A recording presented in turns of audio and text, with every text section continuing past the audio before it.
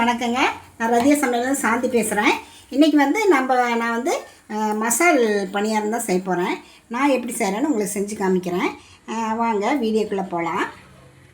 உருளைக்கிழங்கு மசாலா செய்கிறதுக்கு ஒரு கடாய் வந்து நான் அடுப்பில் வச்சு எண்ணெய் ஊற்றிருக்கேங்க.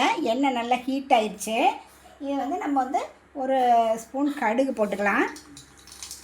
அப்புறம் உளுத்தம்பருப்பு ஒரு ஸ்பூனு, சோம்பு ஒரு அரை ஸ்பூனு, ஜீரகம் அரை ஸ்பூனுங்க. அப்புறம் பெரிய வெங்காயம் நல்லா ஒன்று பொடிசாக நறுக்கியிருக்கேன். இதில் சேர்த்துக்கலாம். சேர்த்து நல்லா வெங்காயத்தை நல்லா வதக்கிக்கலாம். இது கூட ஒரு பச்சை மிளகாய் 2 பொடிசாக நறுக்கியிருக்கிறேன், அதையும் ஆட் பண்ணிக்கலாம். இஞ்சி வந்து நல்லா திருக்கி வச்சுருக்கேன், அதை இதுக்கு சேர்த்துக்கலாங்க. இதுக்கு வந்து அளவாக உப்பு எல்லாம் போட்டு வெங்காயம் ஒரு நிமிஷம் நல்லா வதங்கிட்டோம். வெங்காயம் நல்லா வதங்கிடுச்சுங்க.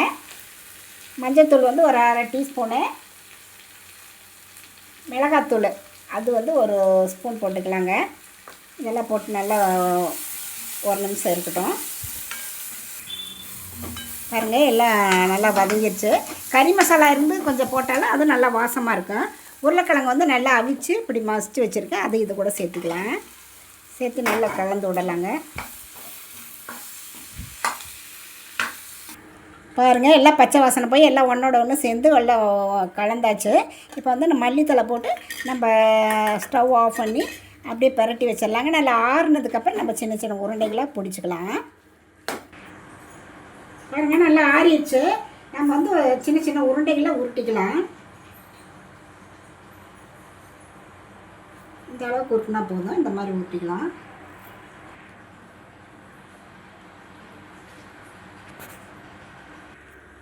பாருங்கள், எல்லாம் இந்த சைஸுக்கு நம்ம எல்லாம் உருட்டி வச்சுக்கலாங்க. உருட்டி வச்சதுக்கப்புறம் நம்ம அப்புறம் பணியாரக்கல்லை வச்சு பணியாரமாக வார்த்துக்கலாம்.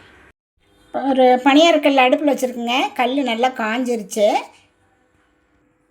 நம்ம வீட்டில் இருக்க தோசைக்கோ இட்லிக்கு ஊற்றுற மாவையும் நம்ம வந்து பணியாரத்தில் ஊற்றிக்கலாங்க. பணியாரக்கல்லில் கொஞ்சம் கொஞ்சம் எண்ணெய் ஊற்றிக்கலாம். நெய் வேணுங்கிறவங்க நெய் கூட ஊற்றிக்கலாம். நான் எண்ணெய் தான் விடுறேன்.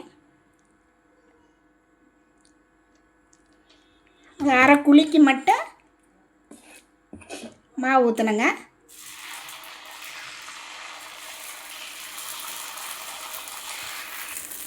நாம் உருட்டி வச்ச உருண்டையை வந்து கொஞ்சம் இந்த மாதிரி இப்படி அமுத்தின மாதிரி வச்சோம்னா தான் இது. ஏன்னா பணியாரக்கல் வந்து என்னோடது வந்து ரொம்ப கொஞ்சம் சின்னதாக இருக்கிறனால அப்படியே உருண்டையாக வச்சோம்னா நமக்கு வந்து ரொம்ப உயரமாக வரும் பணியாரம்.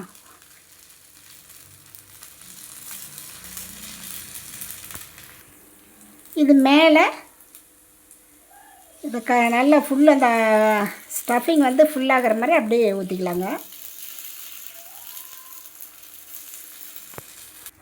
இது அப்படியே ஒரு நிமிஷம் மூடி வைக்கலாங்க. அப்படியே திருப்பி விட்டுக்கலாங்க.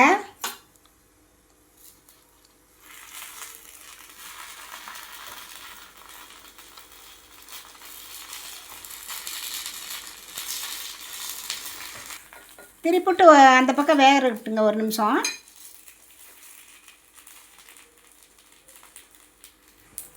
பாருங்கள், எல்லாத்தையும் திருப்பி விட்டேன். நல்லா ஒரு நிமிஷம் வேகட்டுங்க. பாருங்கள், வெந்துருச்சு. நம்ம எடுத்துடலாம். அதே மாதிரி அடுத்த அடசில் எடுத்துக்கலாங்க.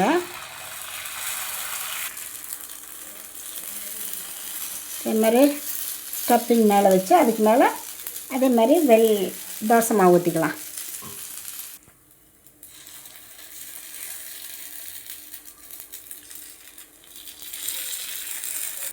இதே மாதிரி அடுத்த அடசலையும் கொஞ்சம் நேரம் மூடி வைக்கலாங்க, ஒரு 2 நிமிஷம். அடுத்த அடசல் வெந்துடுச்சுங்க, அதையும் நம்ம எடுத்துடலாம். பாருங்கள், மசாலா இந்த பணியாரத்துக்கு தேங்காய் சட்னி, கொஞ்சம் வெங்காய சட்னி வச்சுருக்கேன். நம்ம தக்காளி சட்னி, எந்த சட்னி வேணாலும் இதுக்கு சூட்டபிள் ஆகும். குழந்தைங்களுக்கு லஞ்ச் பாக்ஸ் ரெசிபியாக கூட நீங்கள் செஞ்சு கொடுத்தீங்கன்னா உருளைக்கிழங்கு ஸ்டஃபிங் இருக்கிறனால அது ரொம்ப விரும்பி சாப்பிடுவாங்க. இது பார்க்குறதுக்கே பாருங்கள், ரொம்ப நடுவுலாம் மசால் பாருங்கள் எப்படி இருக்குன்ட்டு. அப்படியே இதில் சட்னி சாம்பார் இதோடு வச்சு சாப்பிட்டா ரொம்ப நல்லாயிருக்கும்.